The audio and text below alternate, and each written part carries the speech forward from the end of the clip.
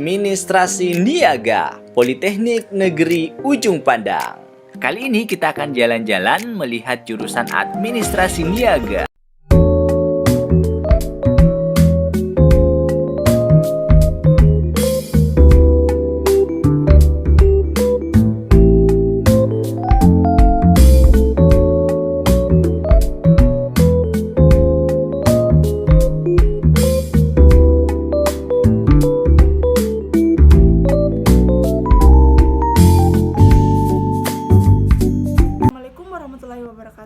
Om Swastiastu, Namo Buddhaya, Salam Kebajikan. Perkenalkan, nama saya Siti Rati Haryanti Arfandi dari kelas 3A D4 Administrasi Bisnis Politeknik Negeri Ujung Pandang. Pada kesempatan ini, saya akan memaparkan sebuah materi dari mata kuliah kewirausahaan, yaitu copywriting. Selamat menyaksikan.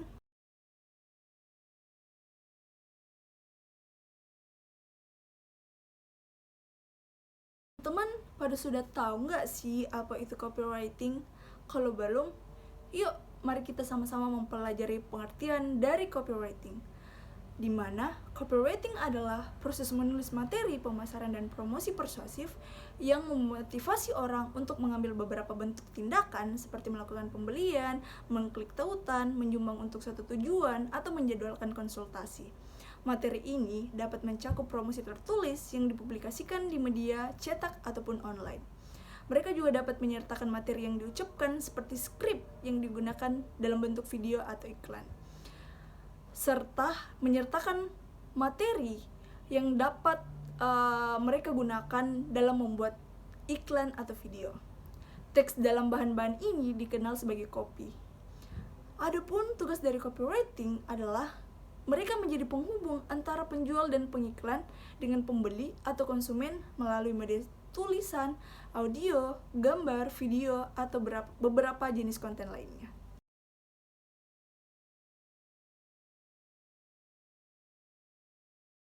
Selanjutnya, saya akan menjelaskan seberapa penting sih copywriting. Nah, copywriting itu sangat penting karena yang pertama, meningkatkan penjualan. Copywriting yang baik dapat mempengaruhi pembaca untuk melakukan tindakan tertentu seperti membeli produk, mendaftar, atau menghubungi perusahaan. Kata-kata persuasif dan penawaran yang menarik dapat secara signifikan meningkatkan konversi penjualan. Yang kedua, membangun brand awareness. Copywriting yang kreatif dan konsisten dapat membantu membangun citra brand yang kuat. Pesan-pesan yang tepat dan unik dapat membuat brand lebih mudah diingat dan dikenali oleh audiens. Ketiga, komunikasikan nilai produk atau layanan. Copywriting yang baik memungkinkan kita menjelaskan nilai dan manfaat produk atau layanan dengan cara yang meyakinkan. Ini dapat membantu calon pelanggan memahami mengapa mereka membutuhkan produk kita. Selanjutnya, menginspirasi emosi dan koneksi. Cerita dan kata-kata yang kuat dapat merangsang emosi dan menciptakan hubungan antara mereka dan pelanggan kompetensial. Kemudian, meningkatkan efektivitas kampanye pemasaran, baik itu iklan, email perusahaan, atau konten media sosial. Copywriting yang menarik dan relevan akan membuat kampanye lebih efektif dan menarik perhatian konsumen. Kemudian, membuat pandangan yang profesional. Copywriting yang baik mencerminkan profesionalisme perusahaan. Bahasa yang tepat dan kualitas tulisan dapat memberi kesan positif kepada pelanggan potensial, serta mengurangi ketidakpahaman, serta mendorong tindakan spesifikasi. Nah, selanjutnya saya akan menjelaskan handling dalam copywriting. Ternyata handling itu bagian utama dari copywriting. Pertama, saya akan menjelaskan pentingnya handling. Adapun pentingnya handling, yang pertama, membuat handling yang baik dapat menangkap kesan pertama bagi konsumen. Kemudian, handling yang baik adalah yang menyadari fakta bahwa keinginan pembeli adalah ketika berbelanja, mereka ingin produk yang mereka memuaskan kebutuhan mereka, dan kantong mereka. Kemudian ada 4 fungsi handling. Yang pertama, memperoleh perhatian, di mana memperoleh perhatian dengan memberi daya tarik yang sesuai kesukaan konsumen.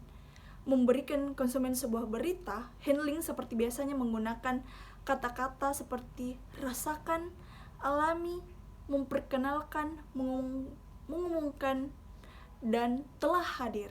Kemudian, kata free juga merupakan kata sakti yang jika dapat digunakan maka sangat-sangat dianjurkan. Yang kedua, memilih konsumen. Handling dalam memilih calon konsumen yang tepat bagi penjual dan membuang yang tidak potensial. Kemudian, yang ketiga, menyampaikan pesan secara utuh.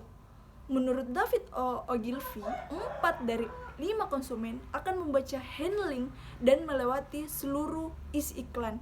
Jika ini situasinya, maka buatlah iklan yang menjual seluruh poin pesan. Yang keempat, mengarahkan pembaca pada body copy. Beberapa kategori produk seperti minuman keras, soft drink, dan fashion dapat dijual dengan foto yang atraktif, handling yang kuat, dan kata yang meminimum mungkin. Tapi banyak produk seperti mobil, komputer, buku, homeschooling, programas, asuransi jiwa, dan investasi mensyaratkan pembaca untuk memperoleh informasi yang banyak, detail, dan lengkap. Semua informasi akan muncul pada body copy, dan karena handling harus cukup efektif untuk menarik konsumen membaca body copy. Untuk menarik konsumen, maka copywriting harus membangkitkan rasa penasaran, dapat dilakukan dengan humor, intrik, dan misteri, dapat melempar pertanyaan atau kalimat yang provokatif, dapat menjanjikan imbalan atau info penting. Kemudian, ada pun jenis-jenis handling. Yang pertama, handling langsung, handling tidak langsung, handling berita, how to handliness, handlist pertanyaan, handlist perintah, handlist alasan kenapa, dan handlist testimoni. Nah, handlist langsung adalah handlist yang langsung mengutarakan niat penjual tanpa permintaan kata dan maksud tersembunyi. Sedangkan handling berita adalah jika ada berita tentang produk Anda, maka mengumumkan cara ini digunakan untuk menginformasikan produk baru, sebuah peningkatan pada produk yang sudah ada. Mungkin hanya 2 handling yang dapat saya jelaskan. Nah, selanjutnya saya akan menjelaskan struktur dalam copywriting. Ternyata struktur dalam copywriting yang paling banyak digunakan yaitu formula AIDA, di mana itu A yaitu attention, E itu interest, D itu desire, and A itu action. Nah, saya akan menjelaskan apa itu action. Action adalah bagaimana kita menarik perhatian pembeli dengan cara menambahkan judul, gambar, kalimat-kalimat pembuka. Untuk bisa menangkap perhatian mereka, ketiga elemen tersebut saya akan memberikan tips. Yang pertama, berikan apa yang buyer personal Anda pedulikan terkait bisnis Anda. Sajikan solusi dari permasalahan utama dari buyer personal Anda. Kemudian buat mereka merasa, itu gue banget. Kemudian, apa itu interest? Yaitu untuk memancing interest, cara terbaiknya adalah dengan menyediakan informasi yang fakta, statistik, studi kasus, kondisi ide, dan alasan. Apa itu desire? Yaitu dalam tahapan ini akan membuat mereka sangat-sangat menginginkan produk atau layanan Anda dengan cara menyebutkan benefit atau manfaat, dengan cara memancing emosi negatif dan memberi solusi. Kemudian yang terakhir, action. Tahapan yang sederhana mengajak mereka untuk mengambil tindakan. Tindakan berupa membeli produk, mendaftar, membuat akun, mendownload, mengirim email, menelpon. Ungkapan dari bagian-bagian ini disebut call to action atau KTA. KTA bisa berupa tombol, nomor telepon, atau alamat email, dan disertai harga kalau Anda menjual sesuatu. AIDA. Ini adalah contoh handling dalam bentuk brosur.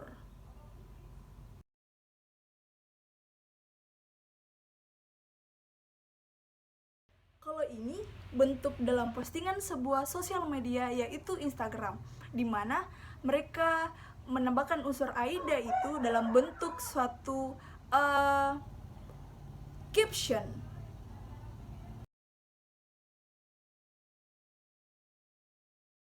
Nah, yang terakhir saya akan memberikan tips cara membuat copywriting. Yang pertama, tulisan dapat berasal dari deskriptif.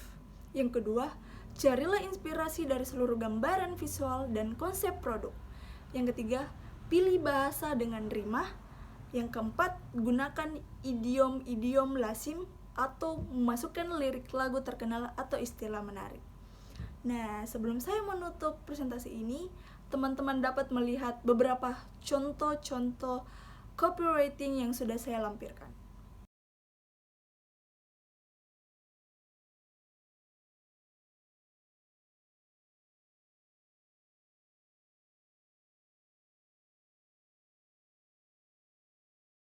Itulah penjelasan saya tentang materi copywriting. Mohon maaf apabila ada salah-salah kata dalam penjelasan. Semoga apa yang saya jelaskan dapat tersampaikan dengan baik kepada teman-teman yang menonton. Wassalamualaikum warahmatullahi wabarakatuh.